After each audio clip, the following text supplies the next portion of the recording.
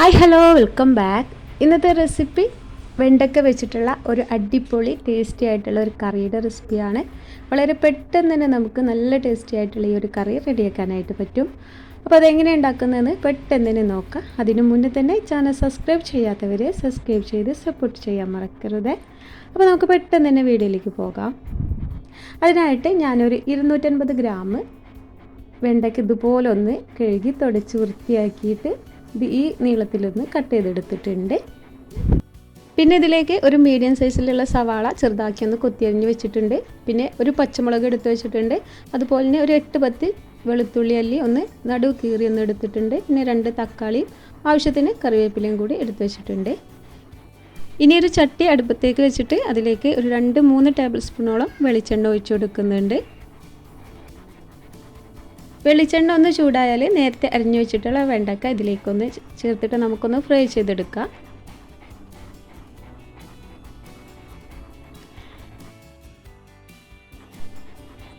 ചെറിയ രീതിയിലൊന്ന് വാട്ടിയെടുത്താൽ മാത്രം മതി. ഈ വെണ്ടക്കയുടെ ഒട്ടലൊന്ന് മാറി കിട്ടാൻ വേണ്ടിയിട്ടാണ് നമ്മളിങ്ങനെ ചെയ്യുന്നത്. ചെറിയ രീതിയിലൊന്ന് കളറ് മാറുന്നത് വരെ ഈ എണ്ണയിലിട്ടിട്ട് മീഡിയം ഫ്ലെയിമിൽ വെച്ചിട്ട് നമുക്കൊന്നത് ഫ്രൈ ചെയ്തെടുക്കാം.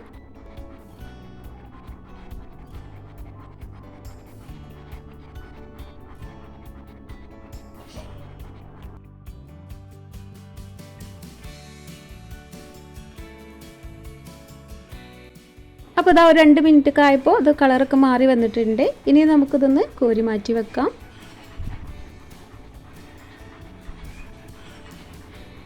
അപ്പോൾ ഞാനിവിടെ കോരി മാറ്റി വെച്ചിട്ടുണ്ട്. ഇനി ഇതേ ചട്ടിയിലേക്ക് തന്നെ ഒരു 3 ടേബിൾ സ്പൂണോളം വെളിച്ചെണ്ണയും കൂടെ ഒഴിച്ചു കൊടുക്കാം. വെളിച്ചെണ്ണ ഒന്ന് ചൂടായാൽ 1 ടീസ്പൂണ് കടുക് ചേർത്ത് കൊടുക്കാം.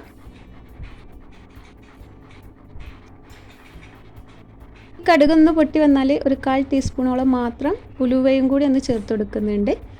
ഇതെന്തായാലും ചേർത്ത് കൊടുക്കുക. ഇത് കറിക്ക് നല്ല ടേസ്റ്റ് ഉണ്ടാവും ഇത് ചേർത്ത് കൊടുത്താൽ. ഇനി ഇതും കൂടി ഒന്ന് പൊട്ടി വന്നാൽ നമ്മൾ നേരത്തെ അരിഞ്ഞു വെച്ചിട്ടുള്ള സവാള ചേർത്ത് കൊടുക്കുക ആദ്യം തന്നെ.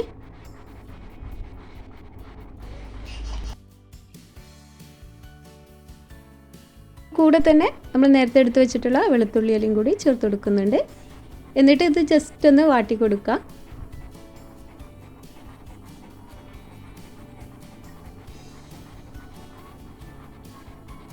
ആവശ്യത്തിന് ഉപ്പും കൂടി ചേർത്തിട്ടൊന്ന് വാട്ടിയെടുത്താൽ പെട്ടെന്ന് തന്നെ ഒന്ന് വാടി കിട്ടും.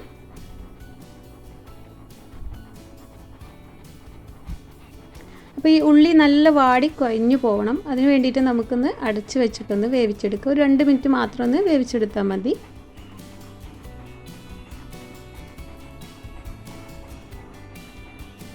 ഇനി ഇതിലേക്ക് കുറച്ച് കറിവേപ്പിലയും കൂടെ ഒന്ന് ചേർത്ത് കൊടുക്കുന്നുണ്ട്. പിന്നെ നമ്മൾ നേരത്തെ അരിഞ്ഞു വെച്ചിട്ടുള്ള പച്ചമുളകും കൂടെ ഒന്ന് ചേർത്തിട്ട് ഒന്ന് വഴറ്റി കൊടുക്കുക.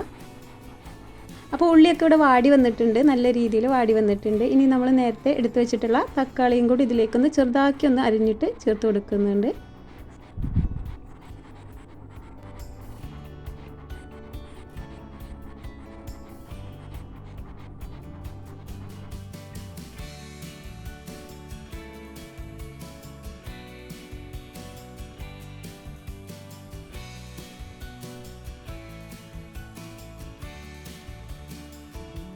അടച്ചു വെച്ചിട്ട് ഒരു 2 മിനിറ്റ് നേരം ഒന്ന് കുക്ക് ചെയ്തെടുക്കുക.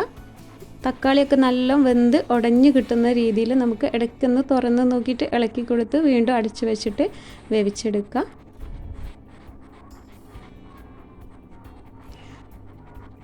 അപ്പോൾ ഈ തക്കാളിയും ഉള്ളിയൊക്കെ നല്ല രീതിയിലൊന്ന് വെന്ത് ഉടഞ്ഞു കിട്ടണം. അതുവരെ നമുക്കിതൊന്ന് ഇളക്കി കൊടുക്കുക.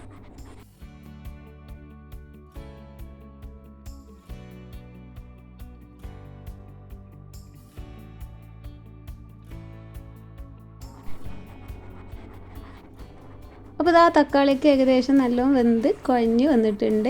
ഇനി ഇതിലേക്ക് നമുക്കൊന്ന് മസാലപ്പൊടികളൊക്കെ ഒന്ന് ചേർത്ത് കൊടുക്കാം. അതിനായിട്ട് 1 ടീസ്പൂണോളം കാശ്മീരി ചില്ലി പൗഡറാണ് ഞാനിവിടെ ചേർത്ത് കൊടുക്കുന്നത്. പിന്നെ എരിവുള്ള മുളക് പൊടി ഒരു 1/2 ടീസ്പൂണോളം കൂടെ ചേർത്ത് കൊടുക്കുന്നുണ്ട്. നിങ്ങൾക്ക് വേണമെന്നുണ്ടെങ്കിൽ എരിവുള്ള മുളക് പൊടി മാത്രം ചേർത്ത് കൊടുത്താലും മതി. പിന്നെ 1/4 ടീസ്പൂണോളം മഞ്ഞൾപ്പൊടി ചേർത്ത് കൊടുക്കുക. ഒരു 2 ടേബിൾ സ്പൂണോളം മല്ലിപ്പൊടിയും കൂടി ചേർത്ത് കൊടുക്കുന്നുണ്ട്.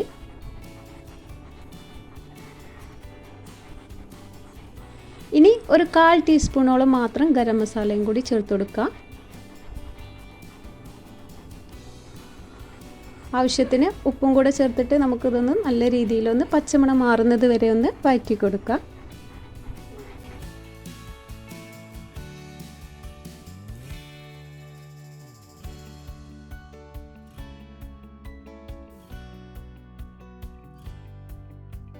മസാലപ്പൊടിയുടെ ഒക്കെ പച്ചമണം മാറി വന്നിട്ടുണ്ട്. ഇനി ഇതിലേക്ക് ആവശ്യത്തിന് വെള്ളം കൂടെ ഒഴിച്ചിട്ടൊന്ന് തിളപ്പിച്ചെടുക്കുക. നിങ്ങളുടെ ആവശ്യത്തിനനുസരിച്ച് ഇതിലേക്ക് വെള്ളം ചേർക്കുക.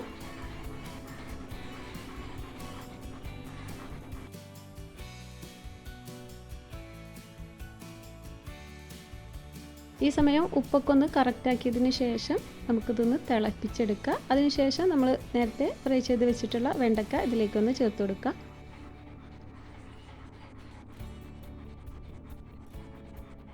ഇനി ഇത് മീഡിയം ഫ്ലെയിമിൽ വെച്ചിട്ട് നമുക്കൊന്ന് വേവിച്ചെടുക്കുക.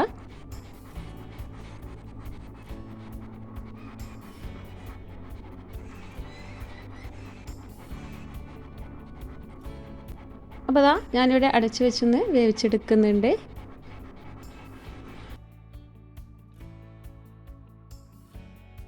അപ്പോൾ ദാ വെണ്ടയ്ക്കൊക്കെ പാകത്തിന് വെന്ത് വന്നിട്ടുണ്ട്. ഈ എണ്ണ ഇതുപോലൊന്ന് തെളിഞ്ഞ് വരുന്നത് വരെയാണ് നമ്മളിതൊന്ന് കുക്ക് ചെയ്തെടുക്കേണ്ടത്. അപ്പോൾ നമ്മുടെ വെണ്ടക്ക കറി ഇവിടെ റെഡി ആയിട്ടുണ്ട്. ഇനി നമുക്കിതൊന്ന് തീ ഓഫ് ചെയ്ത് വെക്കാം. അപ്പോൾ ദാ നല്ല ടേസ്റ്റി ആയിട്ടുള്ള ഒരു അടിപൊളി വെണ്ടക്ക മസാലക്കറി ഇവിടെ റെഡി ആയിട്ടുണ്ട്.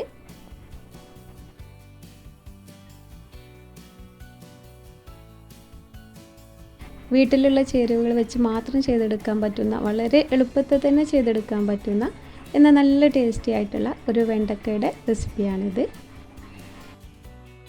അപ്പോൾ വെണ്ടക്ക ഇഷ്ടമില്ലാത്തവരൊക്കെ ഉണ്ടെന്നുണ്ടെങ്കിൽ ഇതുപോലൊന്ന് ട്രൈ ചെയ്ത് നോക്കുക.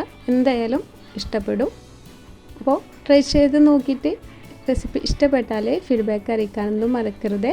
അതുപോലെ തന്നെ എൻ്റെ ഈ വീഡിയോ ഇഷ്ടപ്പെട്ടാൽ ലൈക്ക് ചെയ്യാനും, ഇതുവരെയും സബ്സ്ക്രൈബ് ചെയ്യാതെ വീഡിയോ കാണുന്ന കൂട്ടുകാരുണ്ടെങ്കിൽ സബ്സ്ക്രൈബ് ചെയ്യാനും മറന്നു പോകരുത്.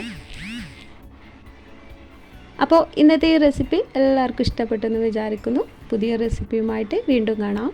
Thank you.